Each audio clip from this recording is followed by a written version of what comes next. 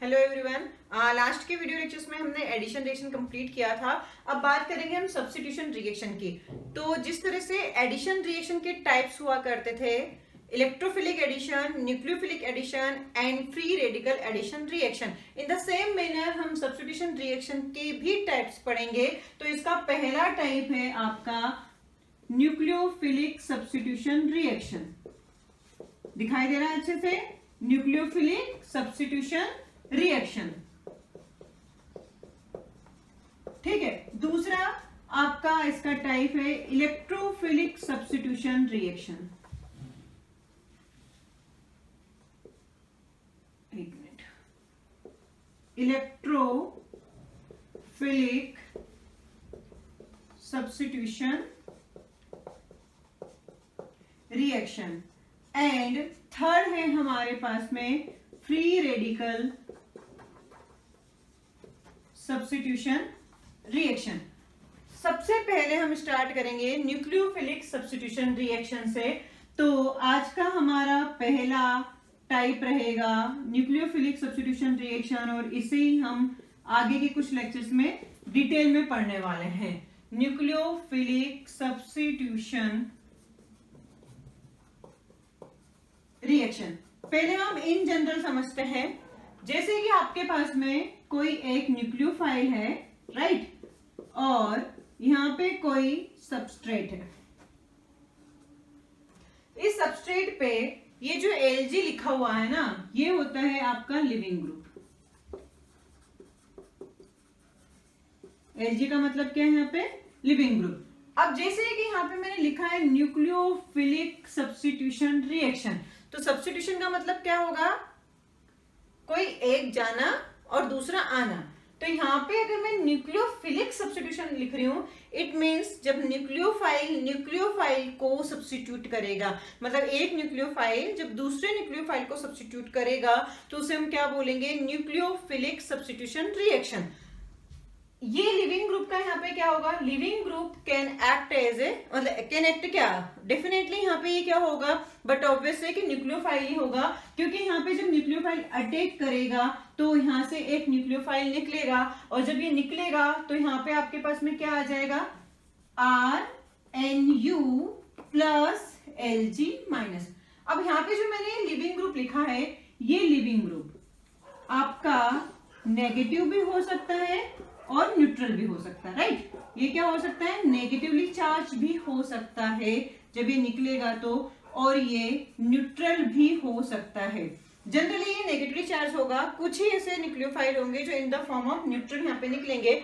अब देखते हैं कि आपके पास में जब भी न्यूक्लियोफिलिक सब्स्टिट्यूशन रिएक्शन करवाई जाएगी तो इस लिविंग ग्रुप का क्या रोल रहेगा।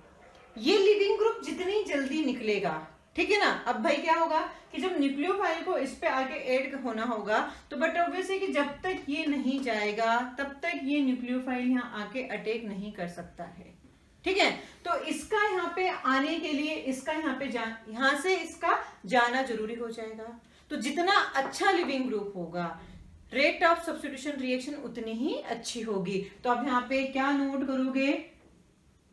Better the leaving group, better the living group, more will be the rate of substitution reaction। तो दूसरी बात ये आती है आपके दिमाग में कि हमें कैसे पता चलेगा कि ये जो न्यूक्लियोफाइल है ये अच्छा है ना। यहाँ पे आपको ये बता दिया गया है कि better the leaving group, more will be the rate of nucleophilic substitution reaction. तो जब भी आप इस न्यूक्लियोफाइल को बोलोगे कि ये बेटर है या नहीं है, तो इसके लिए क्या करोगे? ये किस फॉर्म में निकला है? Lg माइनस के फॉर्म में। तो जैसे एक एग्जांपल लेते हैं हम कि आपके पास में कोई nucleophile for example OH minus आता है, और इसकी रिएक्शन अगर मैंने RCl से करवाई, मतलब एल्काइल हैलाइड से करवाई, तो होगा क्या? ये न्यूक्लियोफाइल इस पे अटैक करेगा, तो Cl को, मतलब क्लोरीन को, एज ए लिविंग ग्रुप यहां से लीव करना होगा। तो यहाँ पे आपके पास में क्या मिलता है? Cl minus. ये क्या बना? एनायन। तो एनायन अगर ये Cl इससे निकलने के बाद अपने आप को स्टेबल महसूस करता है ना, क्या होगा कि इससे जुड़ा हुआ था, लेकिन अगर ये इससे निकलने के बाद अपने आप को क्या महसूस करता है, स्टेबल महसूस करता है, तो ये एक अच्छा लिविंग ग्रुप होगा। तो स्टेबिलिटी ऑफ एनायन कैसे चेक करोगे? अगेन यहाँ पे पार्ट किसका आ जाएगा, जीओसी का। जीओसी में आपको ये देखना है कि जो नेगेटिव चार्ज पार्टिकल या फिर नेगेटिव एनायन जो होते हैं, आपके जो एनायंस होते हैं, उनकी स्टेबिलिटी को कौन कौन से फैक्टर यहाँ पे अफेक्ट करने वाले हैं ना। तो थोड़ा सा मैं उसका रिव्यू दूंगी, इतना नोट करो, फिर हम बात करेंगे लिविंग ग्रुप के ऊपर कुछ क्वेश्चंस की। तो देखिए, अब हम बात करते हैं कि आपको कैसे पता चलेगा कि जो लिविंग ग्रुप है वो लीव करने के बाद में स्टेबल हो गया। तो उसके लिए क्वेश्चन लेते हैं। फॉर एग्जांपल, आपके पास में यहाँ पे RF, RCl, RBr and RI, इनकी रिएक्शन अगर आपको न्यूक्लियोफाइल के साथ में करवाना है, तो ये जो न्यूक्लियोफाइल है सबसे पहले किसके साथ में रिएक्शन करेगा? तो ये उसी के साथ में रिएक्शन करेगा जो जल्दी से इसको छोड़ के जाएगा, ठीक है ना। तो हम यहाँ पे क्या करेंगे, सबसे पहले एनायंस में इनको चेंज कर लेते हैं कि ये जब निकलेगा तो F- के फॉर्म में निकलेगा, राइट। ये जब निकलेगा तो Cl- के फॉर्म में, ये जब निकलेगा तो Br-, और यहां से ये लीव करेगा तो I- के फॉर्म में जाएगा। तो यहाँ पे था कि अगर वो उसको छोड़ के जाता है, तो छोड़ के जाने के बाद में अपने आप को स्टेबल महसूस करता है, तो स्टेबिलिटी ऑफ एनायन जितनी ज्यादा वो उतना ही अच्छा लिविंग ग्रुप होगा। तो आपको ये बताया गया था कि अगर एनायन की स्टेबिलिटी आपको ग्रुप में देखना है ना, तो stability of anion, stability of anion in a group is directly proportional to size of anion। मतलब एनायन का साइज जितना ज्यादा बड़ा होगा वो उतना ही ज्यादा स्टेबल होगा। पीरियड में क्या किया गया था वो भी देख लेते हैं। स्टेबिलिटी ऑफ एनायन यहाँ पे इन अ पीरियड, तो यहाँ पे एक बात की जाती है कि इलेक्ट्रोनेगेटिविटी के डायरेक्टली प्रोपोर्शनल होगा। मतलब जितना ज्यादा एलिमेंट इलेक्ट्रोनेगेटिव होगा उस पे नेगेटिव चार्ज उतना ही ज्यादा स्टेबल होगा। मतलब नेगेटिव पे नेगेटिव स्टेबल होता है, जैसे F पे माइनस चार्ज है और O पे माइनस चार्ज है, तो कौन सा वाला ज्यादा स्टेबल होगा? F पे माइनस चार्ज ज्यादा स्टेबल होगा, बिकॉज इलेक्ट्रोनेगेटिविटी ऑफ फ्लोरीन ज्यादा होगी एज कंपेयर टू ऑक्सीजन। तो यहाँ पे वही बात की जाएगी कि आपको स्टेबिलिटी ऑफ एनायन चेक करते आना चाहिए। तो इधर जो मैंने बात की ये किसके रिस्पेक्ट में की गई है? ग्रुप के रिस्पेक्ट में की गई है। तो कौन सा वाला एनायन सबसे बड़ा होगा? टॉप टू बॉटम जाने पर साइज इंक्रीज होगा, तो I- सबसे ज्यादा बड़ा होगा, दैट्स व्हाई I- की स्टेबिलिटी सबसे ज्यादा है। फिर Br-, then Cl-, then F-। इसका मतलब ये है कि जब I- अलग होगा तो वो सबसे पहले अपने आप को स्टेबलाइज करेगा। इट मींस सबसे अच्छा लिविंग ग्रुप ये होगा, ठीक है ना। तो अगर ये सबसे अच्छा लिविंग ग्रुप है तो न्यूक्लियोफाइल सबसे ज्यादा सबसे पहले किसके साथ में रिएक्शन करेगा?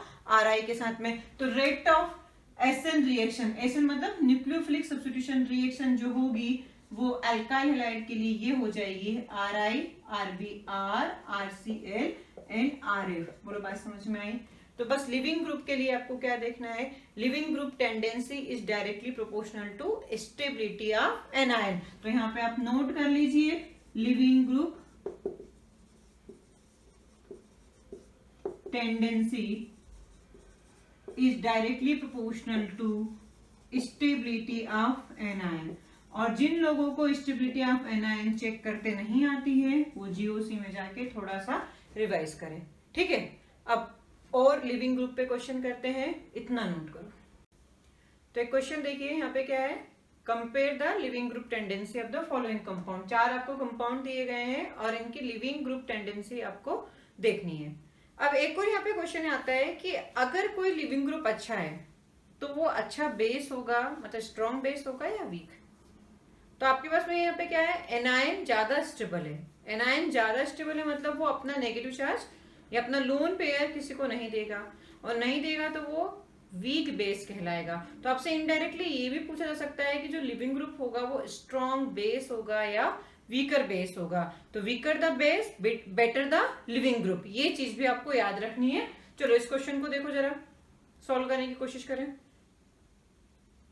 देख लिया? अब देखें, आपके पास में CH3 H double bond O minus, मतलब सब जगह एनायन लगे हुए हैं और इन एनायन की स्टेबिलिटी को चेक करना है। और एनायन की स्टेबिलिटी को चेक करने के लिए आपको देखना पड़ेगा उसके रिस्पेक्ट में कौन से ग्रुप लगे हुए हैं। जैसे यहाँ पे CH3 ग्रुप लगा है, CH3 ग्रुप यहाँ पे किसकी तरह वर्क करेगा, प्लस I की तरह, inductive effect. CCl3 minus I, CF3 minus I और CD3 प्लस I की तरह वर्क करेंगे।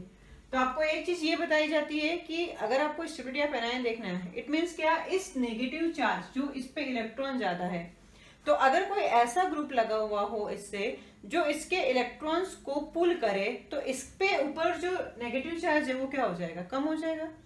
मतलब EWG ग्रुप अगर लगे हुए हैं तो स्टेबिलिटी ऑफ एनायन को बढ़ा देते हैं। और आपको ये बताया जाता है GOC में कि नेगेटिव को नेगेटिव स्टेबल करता है। मतलब जब भी आप स्टेबिलिटी ऑफ एनायन चेक करोगे तो आपको चेक करना पड़ेगा कि ERG ग्रुप लगे हुए हैं या EWG ग्रुप। तो यहाँ पे देखा जाए तो दो जगह आपके क्या है, ERG ग्रुप लगे हुए हैं, इलेक्ट्रॉन रिलीजिंग ग्रुप। ऑलरेडी उसके ऊपर नेगेटिव चार्ज है, ऊपर से इलेक्ट्रॉन देने वाले ग्रुप लग गए हैं तो उसका बोझा और बढ़ जाएगा, यहाँ पे प्रॉब्लम हो जाएगा। लेकिन अगर मैं यहाँ पे CF3 की बात करूं तो CF3 क्या करेगा, इसके इलेक्ट्रॉन्स को खींचेगा। मतलब ये जो इसके ऊपर दुख आया है, इसके दुख को क्या करेगा, कम करेगा। तो ये इसके लिए बेनिफिट होगा।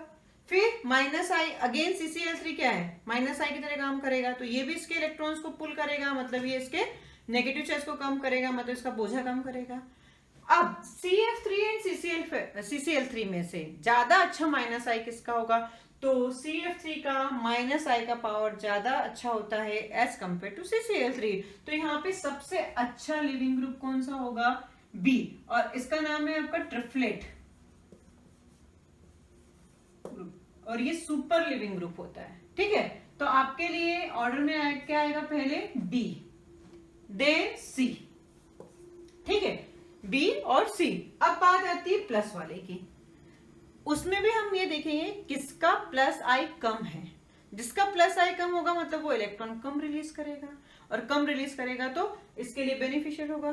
तो आपको ये याद रखना पड़ेगा कि CD3 का प्लस I ज्यादा होता है ना, प्लस I किसका ज्यादा होगा, CD3 का ज्यादा होता है एज कंपेयर टू CH3। मतलब CD3 ज्यादा इलेक्ट्रॉन खींचेगा, सॉरी ज्यादा इलेक्ट्रॉन देगा, CH3 थोड़े कम इलेक्ट्रॉन रिलीज करेगा। इसलिए थर्ड नंबर पे आपका कौन आएगा, A, एंड सबसे लास्ट में कौन आ जाएगा, D। तो आंसर क्या हो जाएगा आपका, BCAD। चेक कर लो एक बार, समझ में आ गया, ये आया भाई आंसर BCAD। नेक्स्ट क्वेश्चन देखो,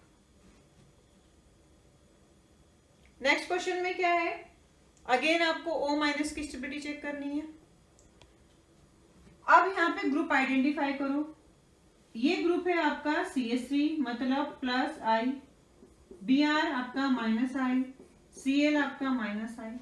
ठीक है, तो यहाँ पे सबसे ज्यादा इलेक्ट्रॉन कौन खींचेगा, तो आपको फिर यहाँ पे एक चीज ध्यान रखनी पड़ेगी कि अगर मैं बात करती हूँ हेलोजेंस की, तो हेलोजेंस में सबसे ज्यादा इलेक्ट्रॉन रिच कौन होता है, fluorine, then chlorine, then bromine, उसके बाद में आयोडीन। और अगर फ्लोरीन ज्यादा इलेक्ट्रॉन रिच है मतलब उसको इलेक्ट्रॉन खींचने की जरूरत नहीं है, क्लोरीन फ्लोरीन के कंपैरिजन में ज्यादा इलेक्ट्रॉन खींचेगा।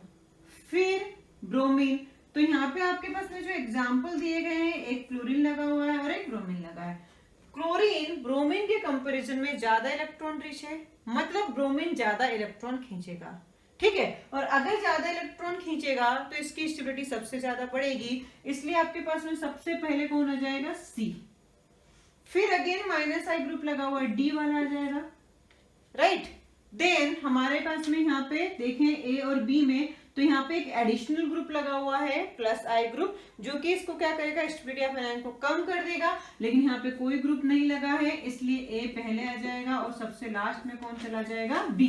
तो आंसर क्या आएगा आपका, CDAB। बोलो समझ में आई बात, आ गया। एक चीज और, इस वाले कंपाउंड का नाम क्या है, इसको हम बोलते हैं टोसाइलेट ग्रुप, है ना, और ये एक अच्छा लिविंग ग्रुप होता है, इसको ध्यान रखें। सिर्फ इतना लगा, अगर उसके पास में इतने ग्रुप को हम बोलते हैं टोसाइलेट ग्रुप। समझ में आ गई बात? चलो नोट कर लो इसको। तो एनायन के केस में जैसे कि आपको बताया गया है कि लिविंग ग्रुप जो होते हैं वो नेगेटिवली चार्ज भी हो सकते हैं और न्यूट्रल भी हो सकते हैं। तो नेगेटिवली चार्ज के लिए हमने लिविंग ग्रुप के बारे में सारे देखे, और भी बहुत सारे एग्जांपल हो सकते हैं, आप प्रैक्टिस करें। अब दूसरी बात करते हैं कि न्यूट्रल कैसे हो सकते हैं। जैसे R ट्रिपल बॉन्ड N, ऐसा कोई है आपके पास में कंपाउंड, तो N2 क्या करेगा, लीव कर जाएगा यहाँ पे, और आपको मिल जाएगा एक न्यूट्रल लिविंग ग्रुप, राइट। तो ये एक बेस्ट लिविंग ग्रुप कहलाता है। ऐसा क्यों?